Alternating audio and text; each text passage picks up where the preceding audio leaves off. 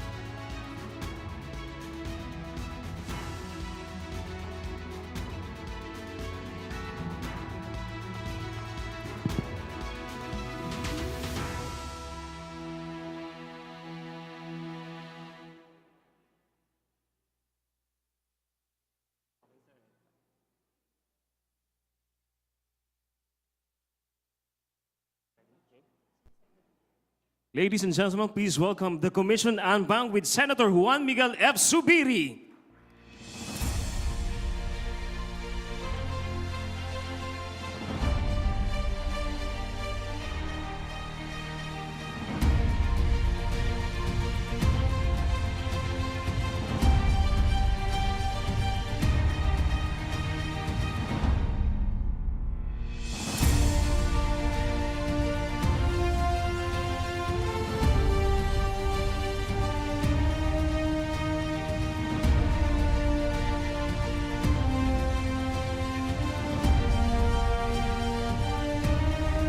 Once again, ladies and gentlemen, our Senate President, Senator Juan Miguel F. Zubiri. A round of applause, ladies and gentlemen.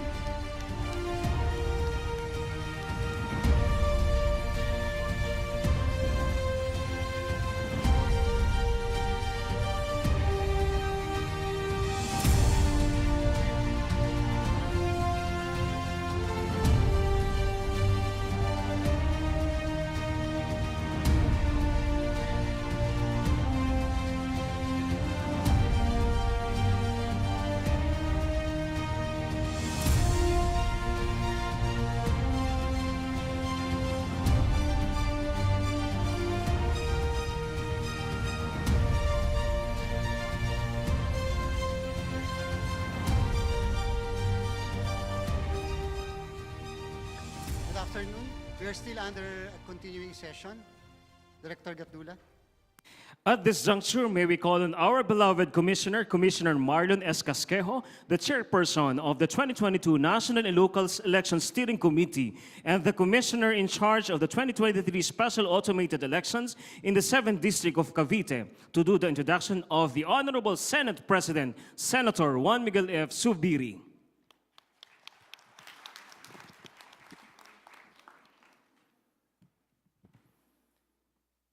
Introducing to you our guest speaker is both an honor and daunting task for me.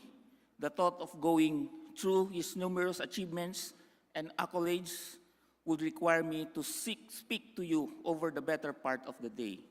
It is my hope, therefore, that my choicest words will do justice to his superlative achievements. Our guest speaker today was born in the city of Makati to a Negren's father of Spanish Basque heritage.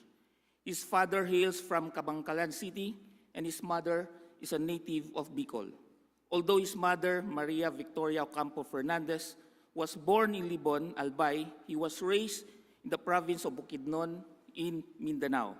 Because of his diverse parental background, our guest speaker speaks fluent Cebuano, Tagalog, English, and his father's native Hiligaynon. As a member of Congress, our guest speaker touts a pristine service records across a broad spectrum of advocacies. Some of the laws he sponsored, authored, or co-authored across his time in both houses of Congress are Bangsang Moro Organic Law, Renewable Energy Act of 2008, the Wildfire Conservation and Protection Act, the Philippine Disaster Risk Management Act, the Comprehensive Dangerous Drug Acts of 2002, the Home Development Mutual Fund of 2009, the National Commission on Muslim Filipinos Act of 2009, the Magna Carta for Homeowners and Homeowners Association, the condonation of penalties on delinquent Social Security contributions, RA 9163, or the National Service Training Program, the Armed Forces of the Philippines Rate-Based Pay Increase Act, the new charter of the Philippine Red Cross, or the law declaring Idil Adha as a national holiday, and RA 11032, or the Ease of Doing Business and Efficient Government Service Delivery Act. In 2018, he was conferred with the Honorary Fellowship by the Royal Institution of Singapore. He is the husband of Miss Audrey Tan and father of 3. On July 23, 2022, he was deservedly elected to the much-coveted position of Senate President. Ladies and gentlemen, it is indeed an honor to introduce to you our guest speaker, the Honorable Senator Juan Miguel Migs Fernandez Zubiri.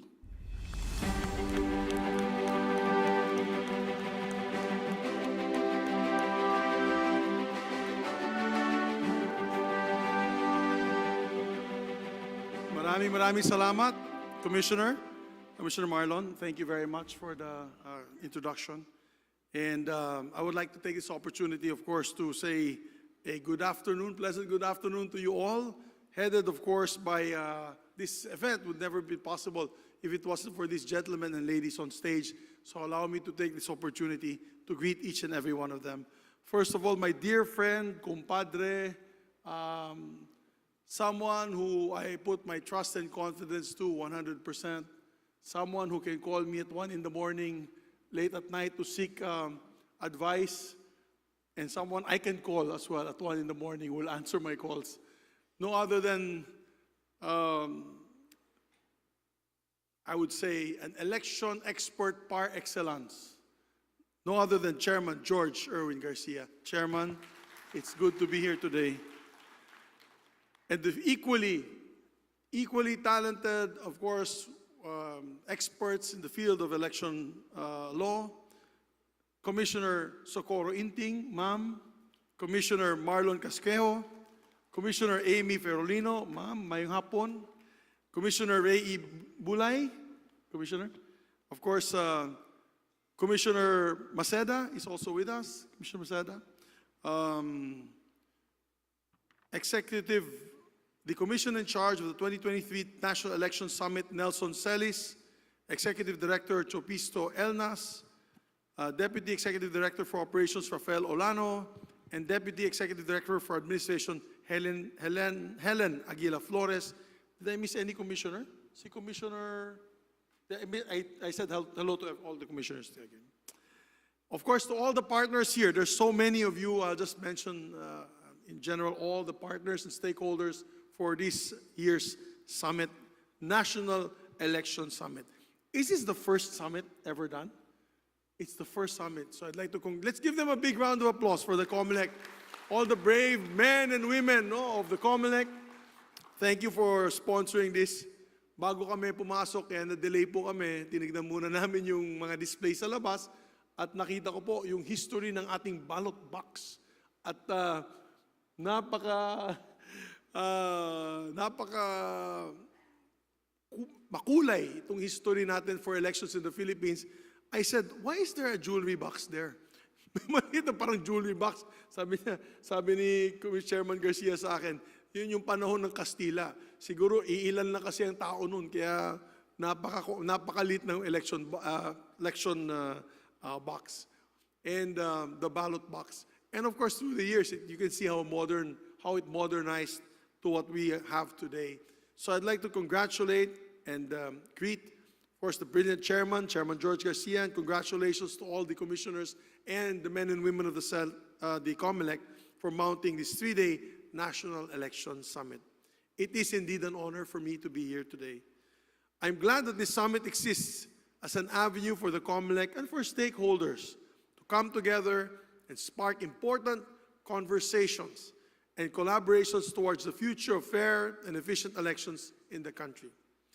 In this proudly democratic country of ours, wherein I think we vote for everything, we vote for everything and every position that you can think of, there is a diversity of ideas, beliefs, and opinions which are given free rein.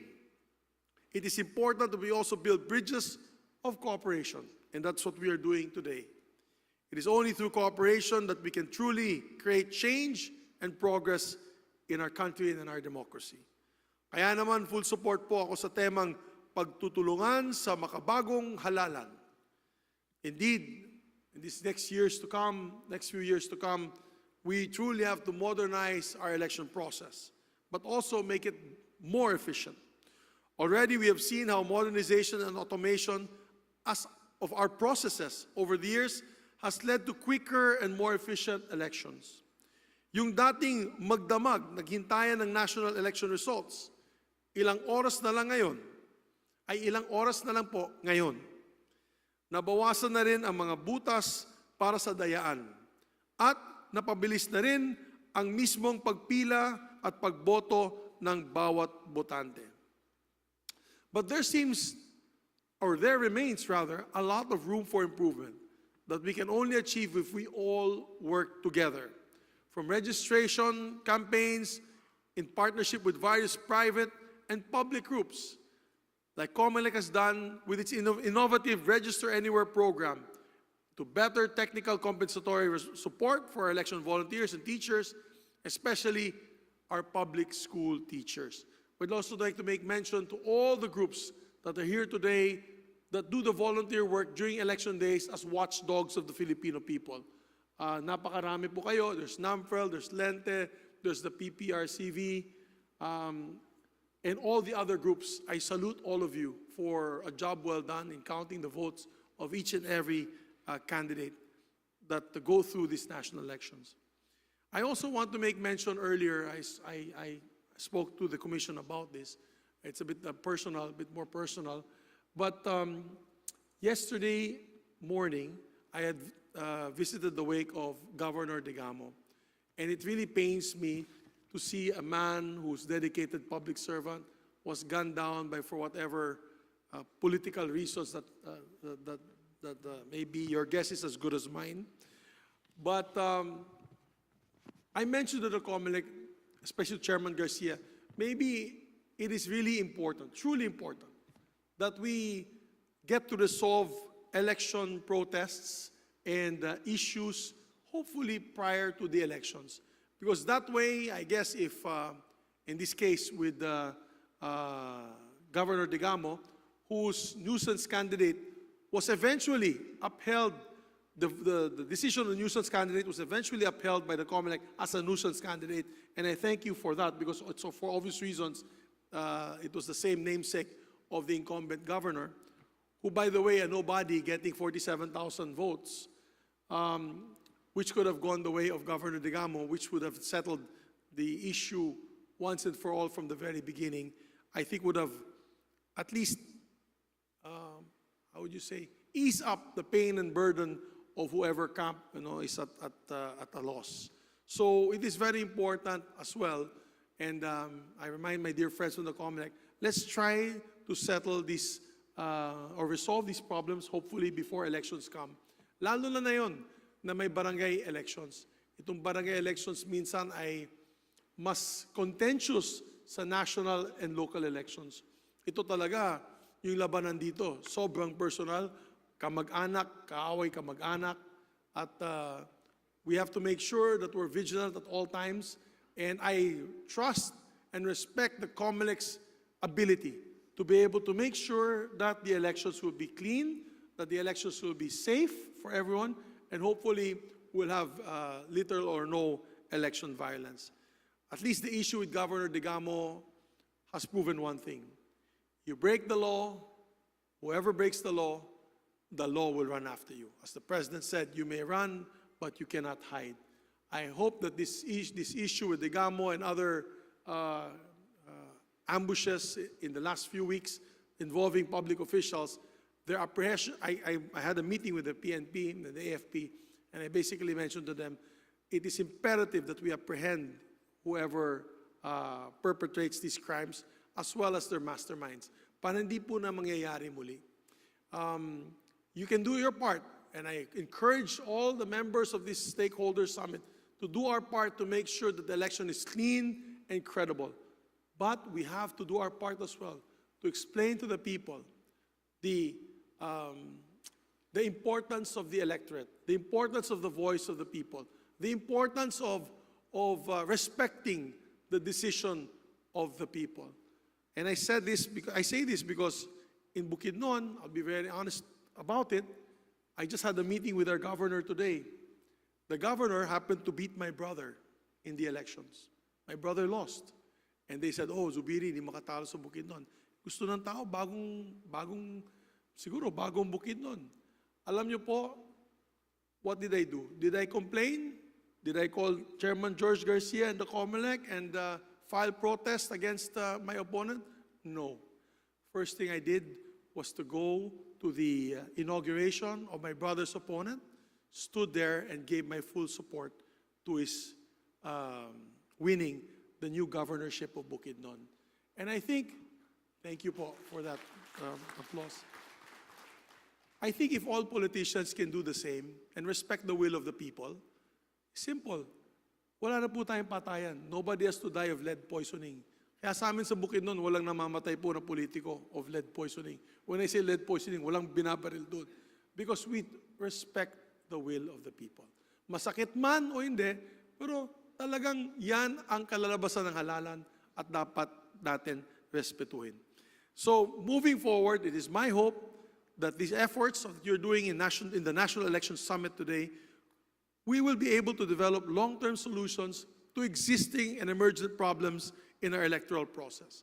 such as faster troubleshooting for malfunctioning vote counting machines or more efficient weeding out of nuisance candidates.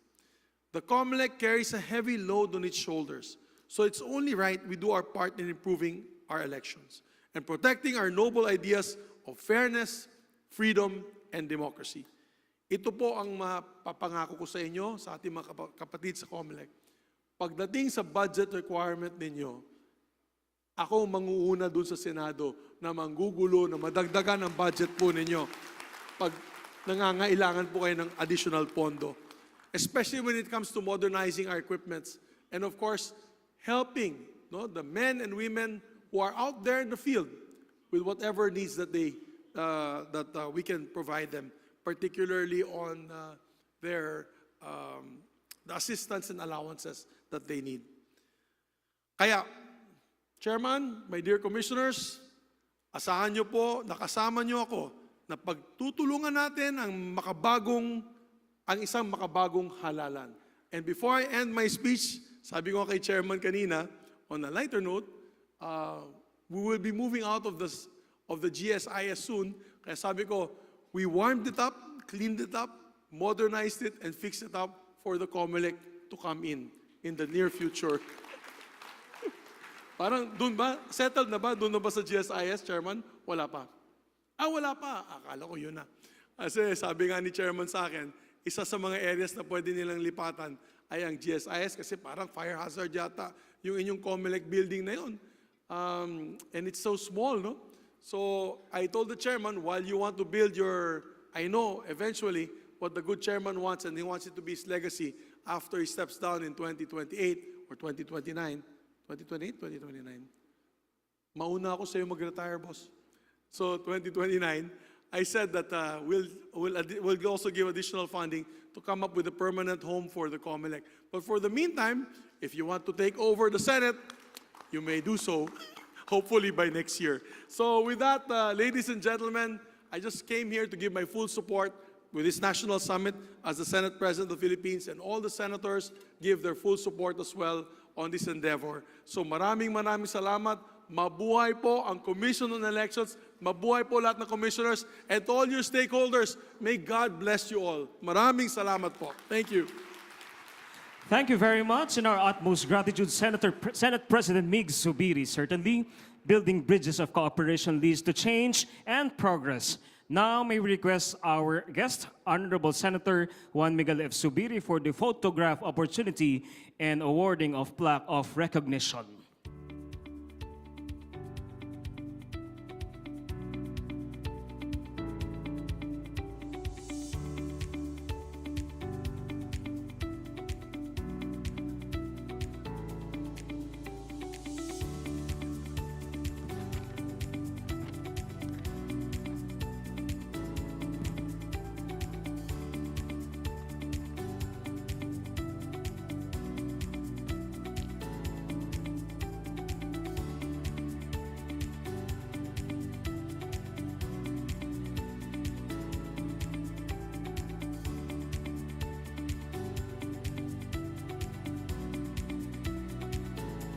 Now let's proceed to the signing of commitment ball for the 2023 National Election Summit, Pagtutulungan sa Makabagong Halalan.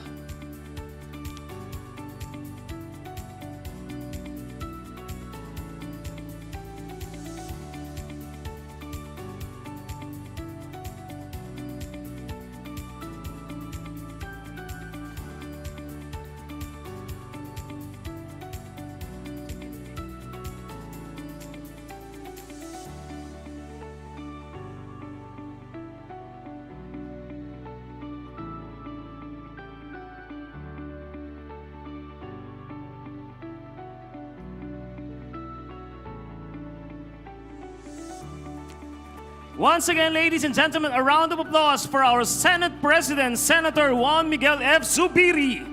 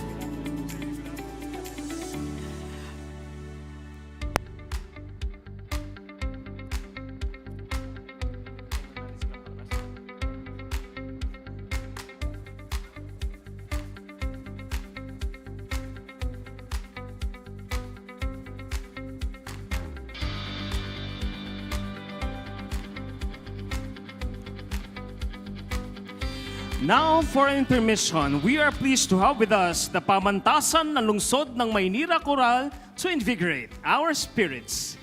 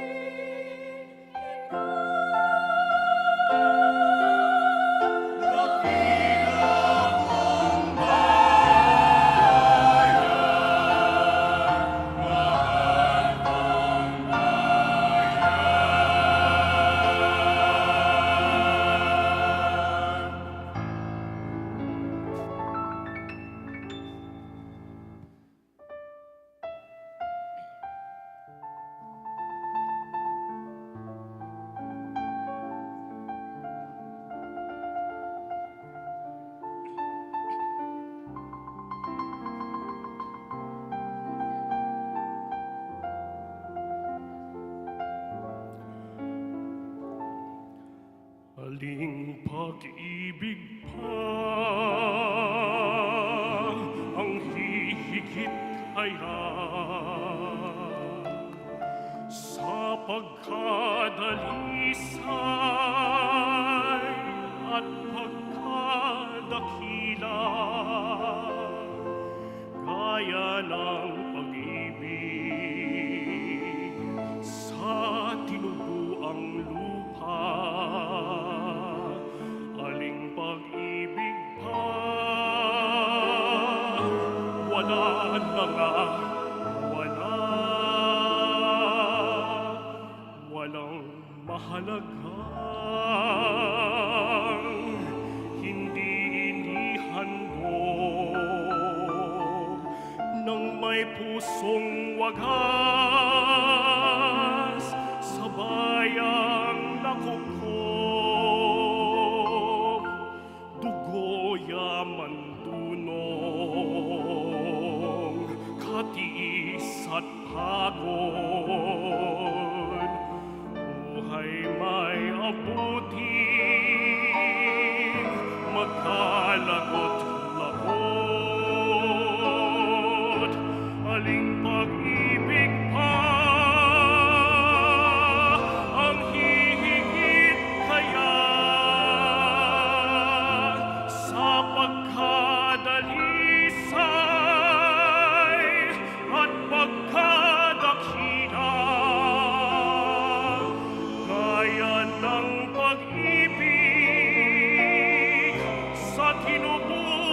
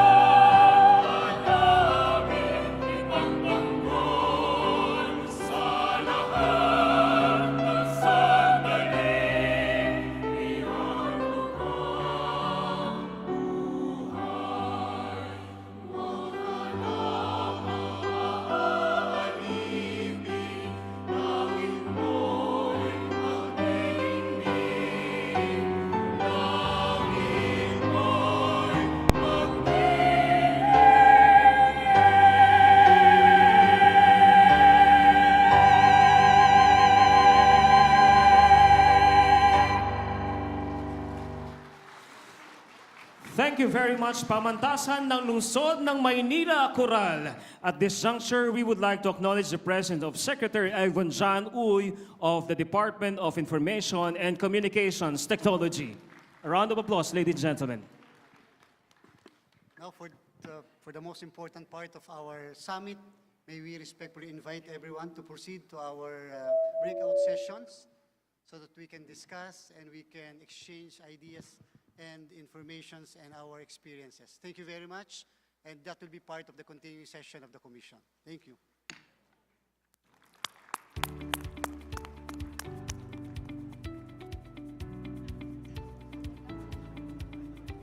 Ladies and gentlemen, thank you for joining us today.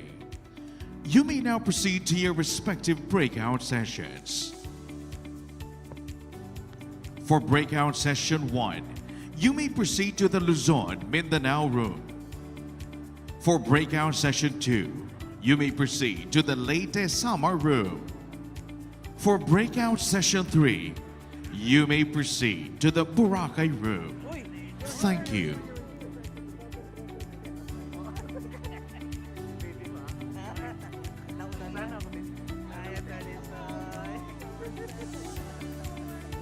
For breakout session 1, you may remain seated.